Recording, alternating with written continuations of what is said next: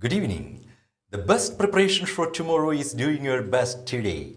Welcome to BMC News Live in English. I am Vinod Narayan joining you with the daily news updates. Today's headlines.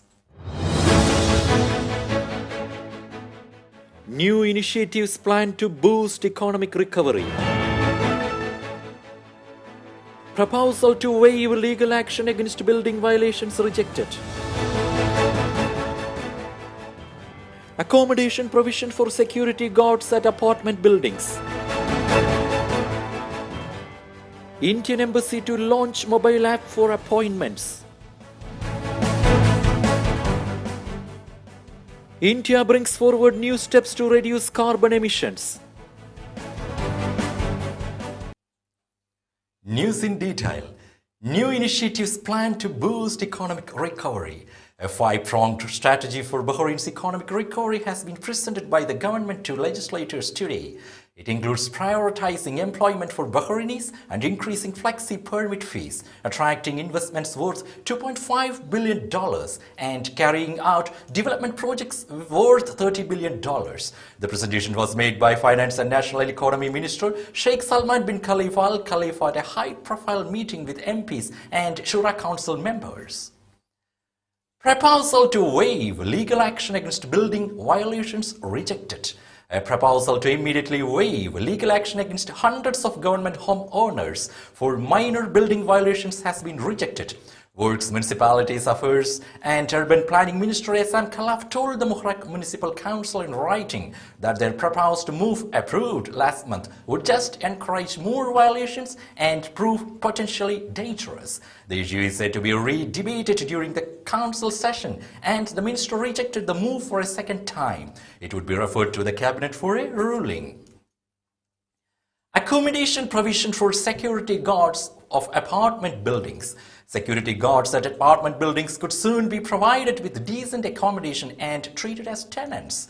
The Southern Municipal Council unanimously voted in favor of a new rule for guards based on a proposal presented by Chairman Badr Al Tamimi. Under the move, they would be given a 30 square meter room on the ground floor with a formal address, separate electricity and water meter, and residency registration. Mr. Al Tamimi said new building rules needed to reflect guards' presence in the facility.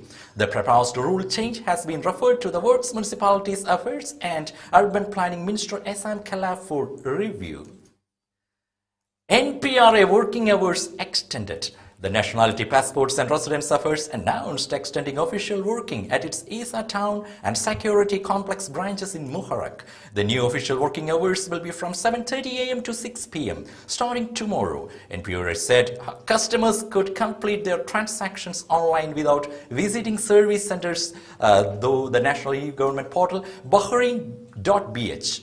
It is necessary to take appointments through the Skip Line app for visiting service centers, said NPRA in a statement. Experts are optimistic about Bahrain's economic growth. A new survey has revealed that experts are optimistic about the level of economic activity in the next 6 months, reflecting Bahrain's positive turnaround amidst the pandemic. The Bahrain Economy Society released its economy expert survey featuring 40 specialists based on the country who shared their views about latest economic developments and future challenges. They were asked to share their views on business confidence and the thorny subject of taxing foreign transfers as part of the survey conducted last month. Indian Embassy to launch mobile app for appointments. The Indian Embassy in Bahrain is set to launch an appointment mobile app as part of efforts to make consular services more convenient and people-friendly, the Indian ambassador said. The embassy is also shifting its IVS center. The ambassador described the COVID-19 situation in Bahrain as significantly improved, but cautioned all to continue following Bahrain's COVID-19 advisories and protocols.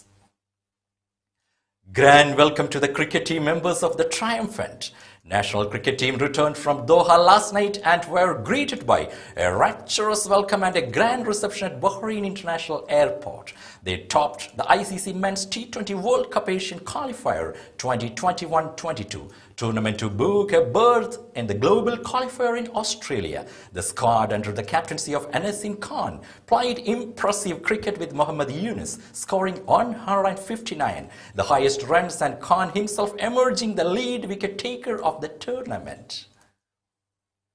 Full closure on Sheikh Hamad Causeway announced.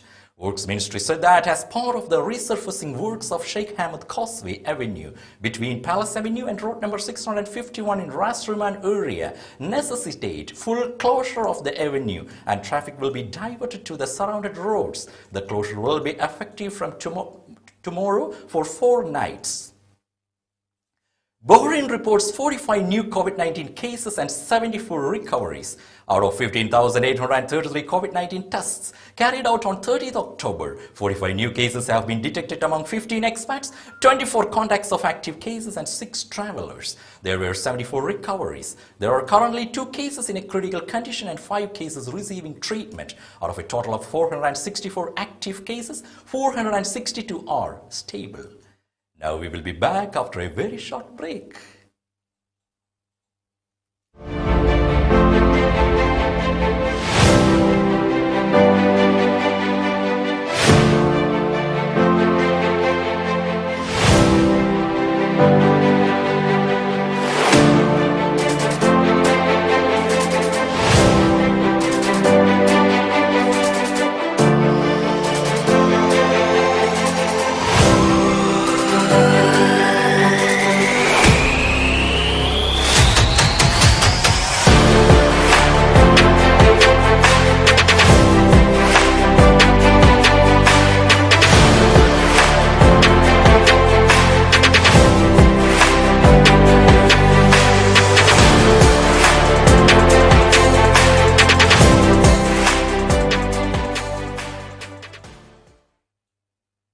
Welcome back.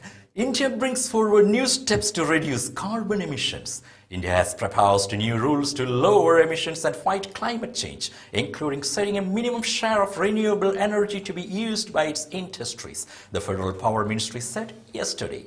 The proposals aimed at promoting green hydrogen as an alternative to fossil fuels currently used by industries will be made effective through amendments to India's 2001 Energy Conservation Act.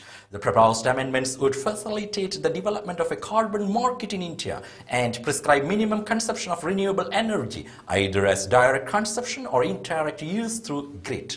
The Power Ministry said in a statement. The announcement comes just days after India rejected calls to announce a net zero carbon emissions target and said it was more important for the world to lay out a pathway to reduce such emissions and avoid a dangerous rise in global temperatures. Saudi Arabia to bid to host Expo 2030 World Fair. Saudi Arabia intends to bid to host the Expo 2030 World Fair, Saudi Crown Prince Mohammed bin Salman said on Friday, part of the de facto ruler's push to transform the kingdom's economy and diversify it away from oil. The Saudi capital Riyadh has submitted a formal request to host Expo 2030 under the theme, The Year of Change, leading the planet to a foresighted tomorrow, a statement said, according to Reuters.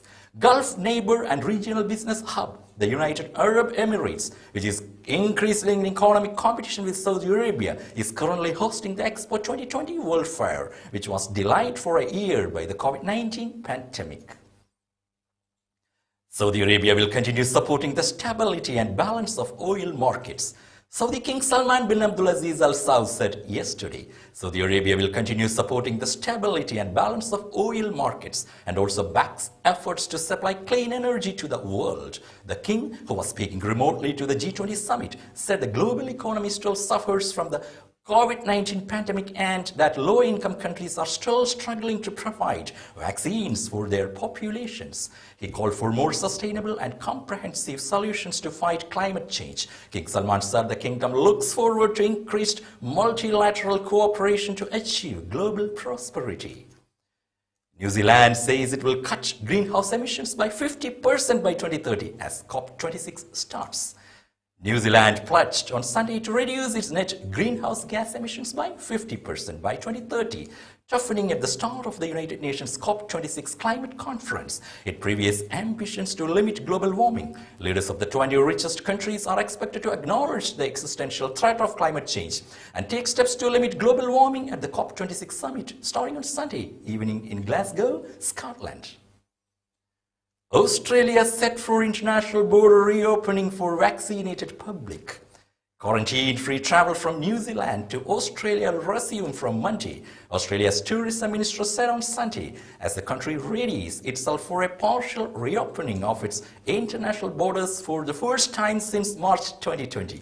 Vaccinated Australian citizens and permanent residents living in New South Wales, Victoria and the capital Canberra will be free to fly internationally from Monday without the need of an exemption to quarantine upon return.